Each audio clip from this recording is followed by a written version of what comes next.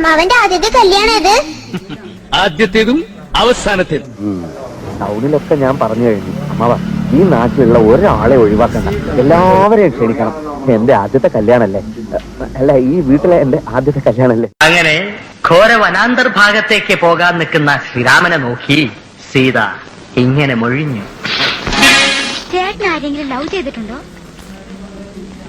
എടി പെണ്ണെ, നിന്റെ ചാട്ട എങ്ങോട്ടാണെന്നൊക്കെ എനിക്ക് മനസ്സിലാകുന്നുണ്ട്.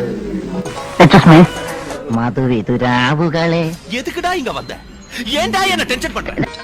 അതെ, ആകാശത്തേക്ക് നോക്കൂ, ഒരു പർവ.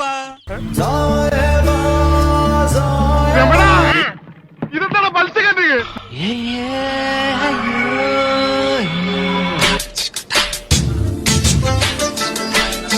கையில கொஞ்சம் ஊத்தி அந்த பொண்ணு மேல தடவியா போதும். അത് തപ്പ്. ഓ യമഹേന, ഞാൻ വിചാരിച്ച സ്രാവിനെ തലക്കുന്നുണ്ടോ വന്ന്. ഈശ്വര, ഇതെന്താ തടാകോ?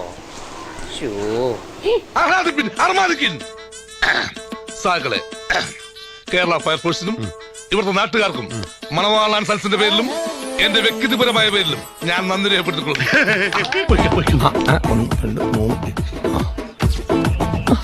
ഞാനവിടെ എല്ലാരും ചിരിച്ചേ.